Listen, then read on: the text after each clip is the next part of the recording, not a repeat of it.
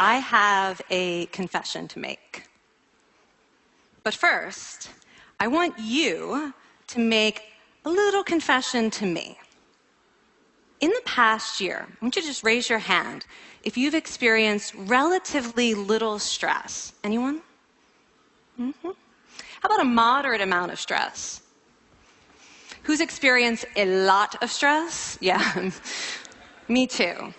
But that is not my confession. My confession is this: I am a health psychologist, and my mission is to help people be happier and healthier. But I fear that something I've been teaching for the last 10 years is doing more harm than good, and it has to do with stress. For years, I've been telling people stress makes you sick. It increases the risk of everything from the common cold to cardiovascular disease. Basically, I've turned stress into the enemy. But I've changed my mind about stress. And today, I want to change yours. Let me start with the study that made me rethink my whole approach to stress. This study tracked 30,000 adults in the United States for 8 years. And they started by asking people, how much stress have you experienced in the last year? They also asked, do you believe that stress is harmful for your health? And then they used public death records to find out who died. Okay, some bad news first. People who experienced a lot of stress in the previous year had a 43% increased risk of dying. But that was only true for the people who also believed that stress is harmful for your health. People who experienced a lot of stress but did not view stress as harmful were no more likely to die. In fact, they had the lowest risk of dying of anyone in the study, including people who had relatively little stress. Now, the researchers estimated that over the 8 years they were tracking deaths, 182,000 Americans died prematurely, not from stress, but from the belief that stress is bad for you. That is over 20,000 deaths a year. Now, if that estimate is correct, that would make believing stress is bad for you the 15th largest cause of death in the United States last year, killing more people than skin cancer, HIV, AIDS, and homicide. You can see why this study freaked me out. Here I've been spending so much energy telling people stress is bad for your health. So this study got me wondering, can changing how you think about stress make you healthier? And here the science says yes. When you change your mind about stress, you can change your body's response to stress. Now, to explain how this works, I want you all to pretend that you are participants in a study designed to stress you out. It's called the social stress test. You come into the laboratory, and you're told you have to give a 5-minute impromptu speech on your personal weaknesses to a panel of expert evaluators sitting right in front of you. And to make sure you feel the pressure, there are bright lights and a camera in your face, kind of like this. And the evaluators have been trained to give you discouraging nonverbal feedback, like this.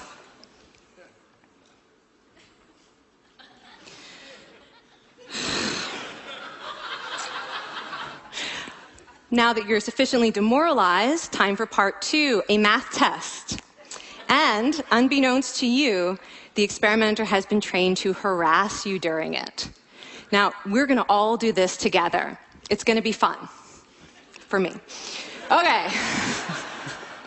I want you all to count backwards from 996 in increments of 7. You're going to do this out loud as fast as you can, starting with 996. Go. Go faster. Faster, please. You're going too slow. Stop, stop, stop, stop. That guy made a mistake. We're going to have to start all over again. You're not very good at this, are you? Okay, so you get the idea. Now, if you were actually in this study, you'd probably be a little stressed out. Your heart might be pounding, you might be breathing faster, maybe breaking out into a sweat. And normally we interpret these physical changes as anxiety or signs that we aren't coping very well with the pressure. But what if you viewed them instead as signs that your body was energized, was preparing you to meet this challenge? Now, that is exactly what participants were told in a study conducted at Harvard University. Before they went through the social stress test, they were taught to rethink their stress response as helpful. That pounding heart is preparing you for action. If you're breathing faster, it's no problem. It's getting more oxygen to your brain. And participants who learned to view the stress response as helpful for their performance, well, they were less stressed out, less anxious, more confident. But the most fascinating finding to me was how their physical stress response changed. Now, in a typical stress response, your heart rate goes up and your blood vessels constrict like this.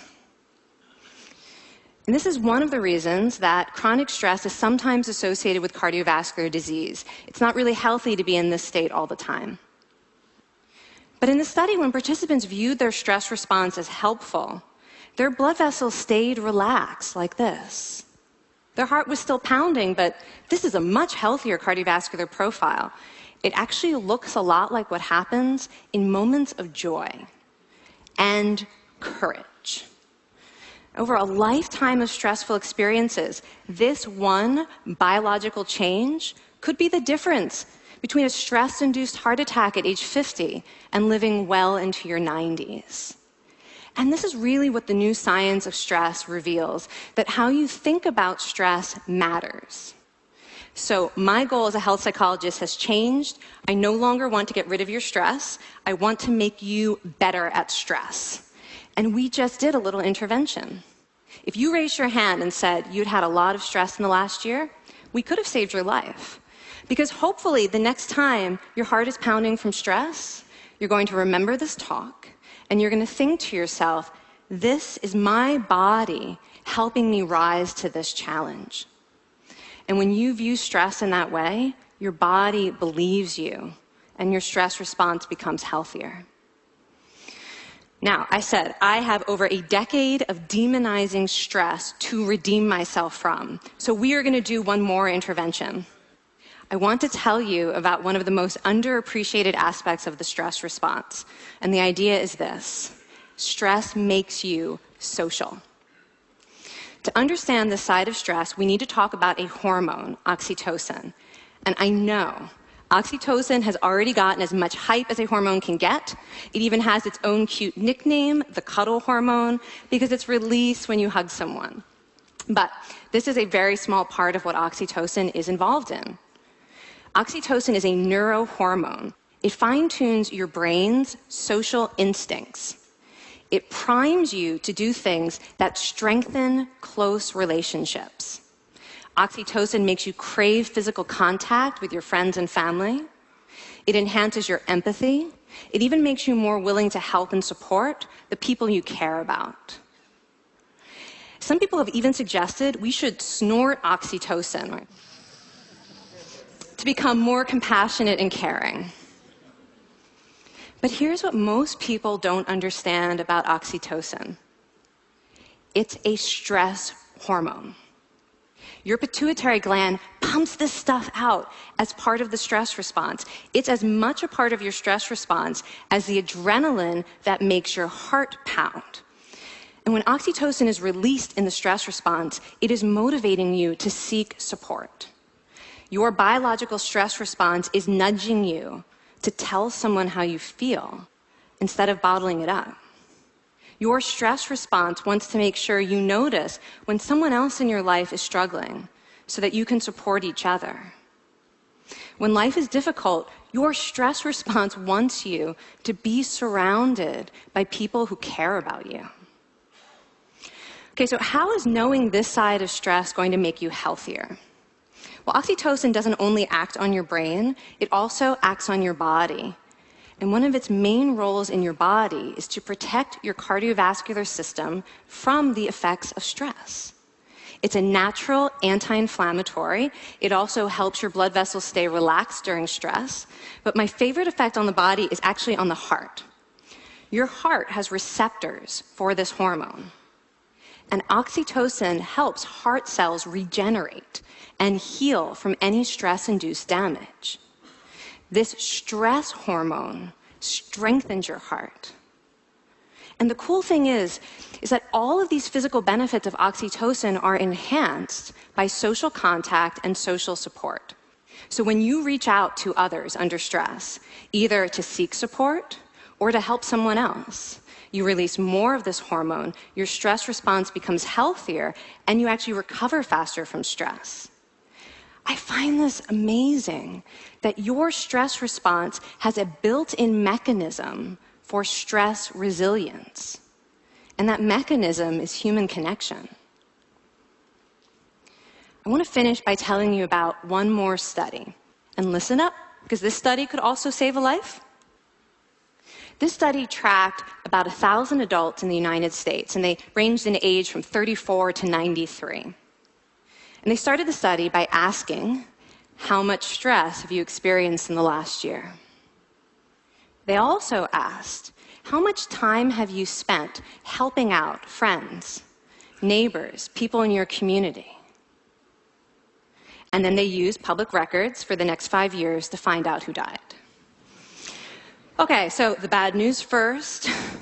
For every major stressful life experience, like financial difficulties or family crisis, that increased the risk of dying by 30%.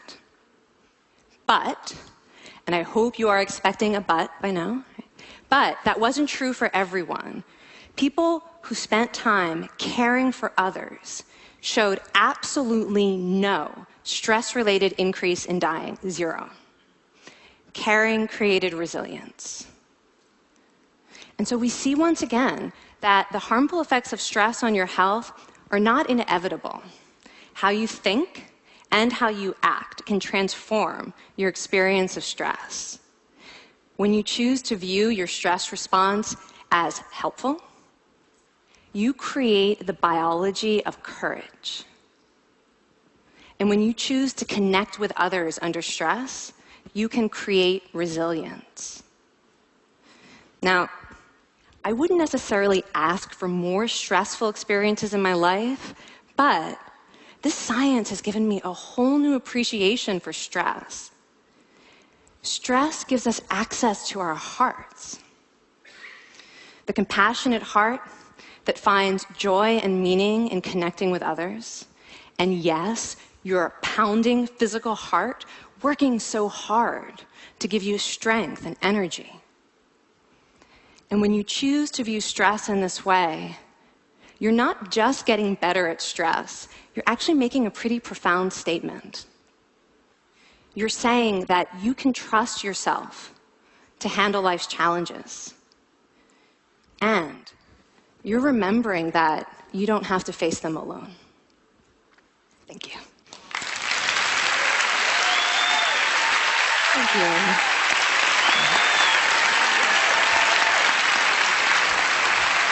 I mean, this is kind of amazing what you're telling us. It seems amazing to me that a belief about stress can make so much difference to someone's life expectancy.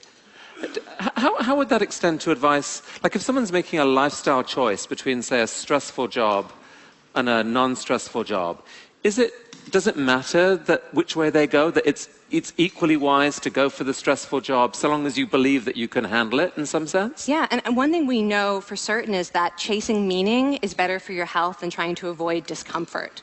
And so I would say that's really the best way to make decisions, is go after what it is that creates meaning in your life and then trust yourself to handle the stress that follows. Thank you so much, Kelly. Thank you. It's really cool.